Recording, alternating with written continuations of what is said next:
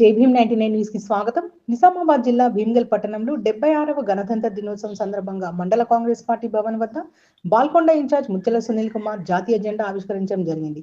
బాల్కొండ నియోజకవర్గ ప్రజలకు 76వ గణతంత్ర దినోత్సవ శుభాకాంక్షలు తెలియజేశారు.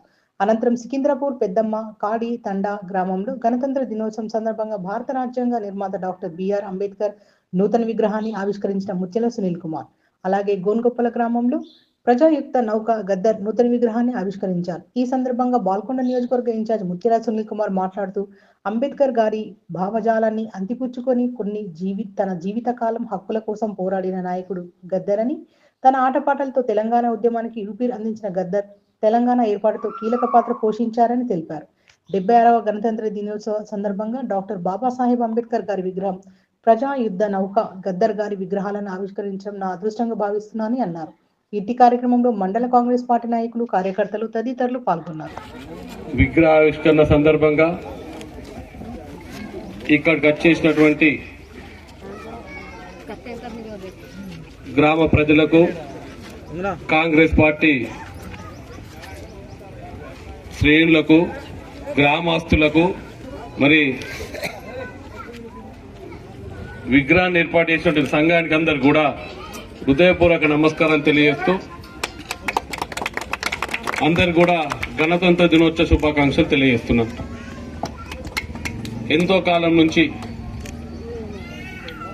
గద్దరని విగ్రహము గోన్గొప్పలలో, అక్కడ సికింద్రాపూర్లో అంబేద్కర్ గారి విగ్రహం ఏర్పాటు చేసుకున్నప్పటికీ ఆ విగ్రహాలను నోచుకోకపోవడం, మరి ఈ రోజు ఈ గణతంత్ర దినోత్సవం సందర్భంగా ఈ రెండు విగ్రహాలను ఆవిష్కరించడం సంతోషంగా మరియు నా అదృష్టం కూడా భావిస్తున్నాను. దాదాపు ప్రభుత్వం ఏర్పడి సంవత్సరం అయింది. కొన్ని అనివార్య కారణాల వల్ల అక్కడ సికింద్రాపూర్ లో అంబేద్కర్ విగ్రహము ప్రారంభోత్సవం నోచుకోలేదు. కానీ ఈ రోజు మరి వారు రచించినటువంటి రాజ్యాంగాన్ని అమలుపరిచినటువంటి రోజు, ఈ రోజున వారి యొక్క విగ్రహాన్ని ఆవిష్కరించడం నాకు సంతోషంగా మరి ఆనందంగా ఉంది. మరి అదే స్ఫూర్తితోని డాక్టర్ బాబాసాహెబ్ అంబేద్కర్ గారి స్ఫూర్తితోని ప్రజాస్వామ్యబద్ధంగా